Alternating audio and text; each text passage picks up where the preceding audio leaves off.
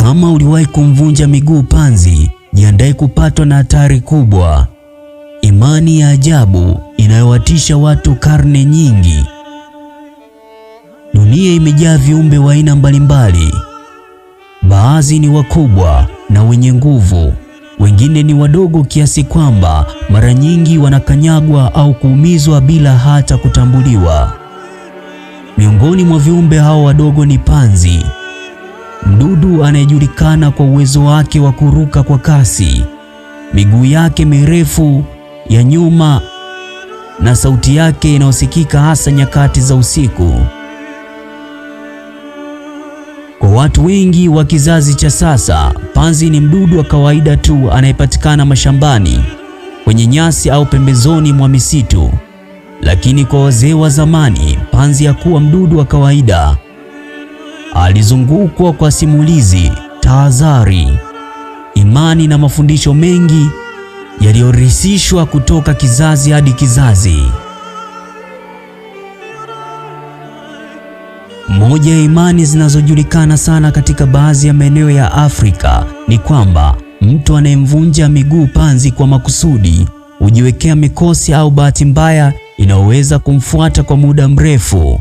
Wazee walikuwa wakiwatahadharisha watoto wao wasiwatese panzi wala kuwachezea kwa kuwavunja miguu.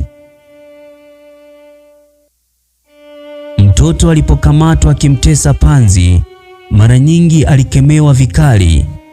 Wengine waliambiwa kuwa angepata matatizo shuleni, wengine waliambiwa angekuwa na bahati mbaya katika kazi zake, huku baadhi wakitishwa kuwa wangejikuta wakipatwa na mikasa isiyoelezeka.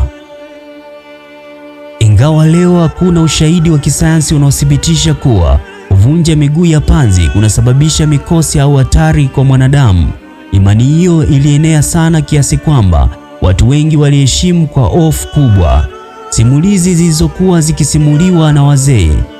Katika baadhi ya vijiji, wazee walikuwa na hadithi nyingi kuhusu watu waliodaiwa kupata matatizo baada ya kuwatesa panzi. Mojawapo ni simulizi inayomhusu kijana aliyekuwa akifurahia kuwakamata panzi na kuwavunja miguu kwa ajili ya mchezo.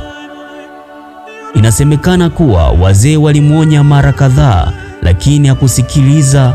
Baada ya muda, kijana huyo alipata changamoto mbalimbali katika maisha yake.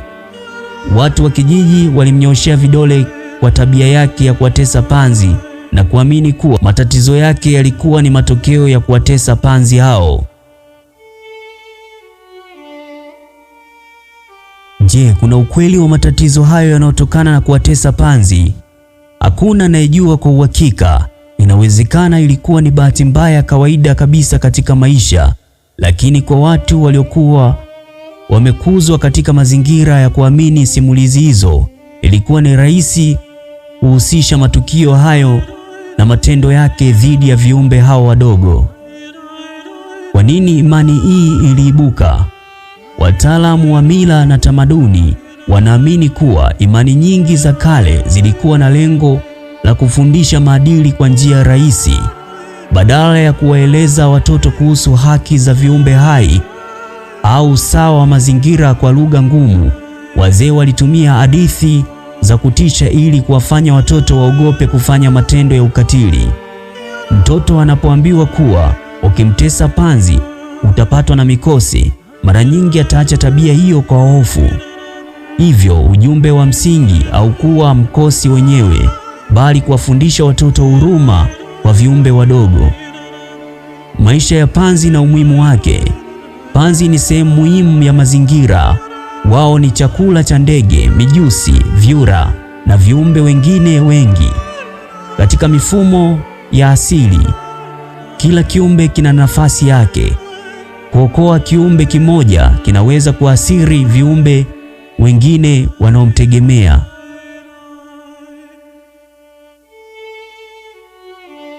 Panzi pia husaidia katika mzunguko wa virutubisho kwenye mazingira. Ingawa mara nyingi wanaweza kuonekana kama wadudu wa kawaida tu, uwepo wao una mchango mkubwa katika usawa wa mazingira.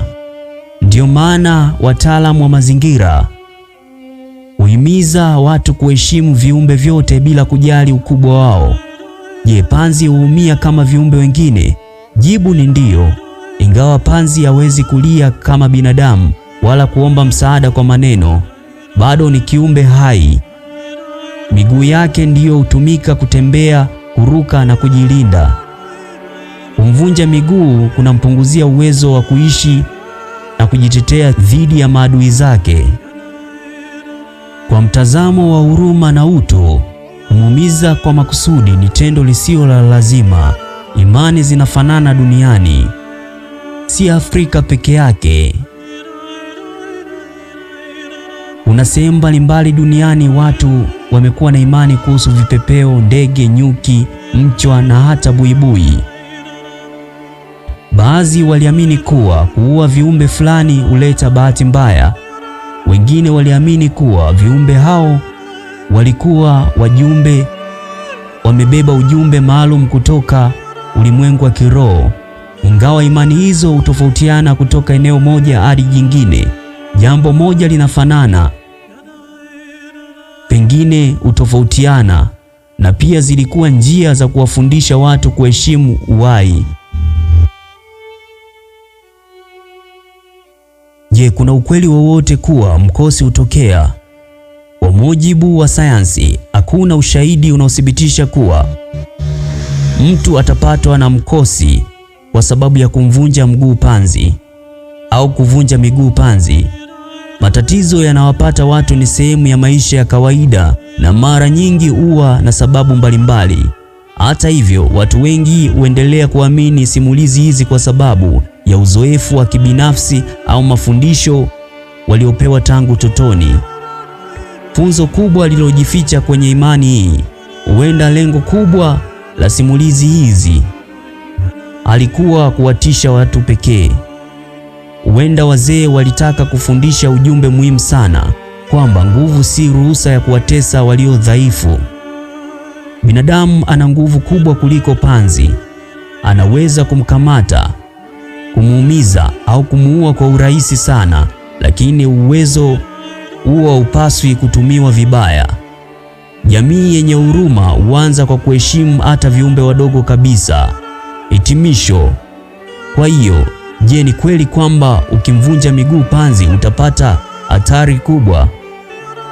Hakuna ushahidi wa kisayansi unaothibitisha jambo hilo, lakini imani hii inaendelea kuishi kwa karne nyingi kwa sababu imebeba masomo muhimu kuhusu huruma, utu, heshima kwa viumbe hai.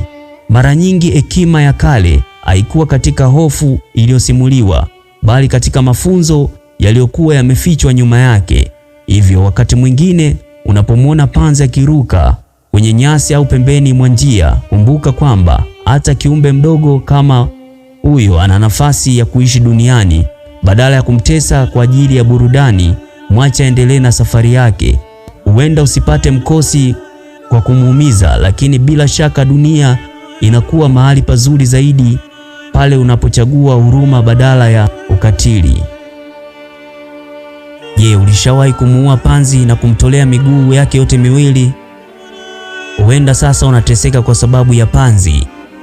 Una lipi la kusema? Dondosha comment hapo chini uniambie. Kama wewe ni mgeni na ni mara ya kwanza kuingia katika channel yetu, fanya jambo la kiungwana.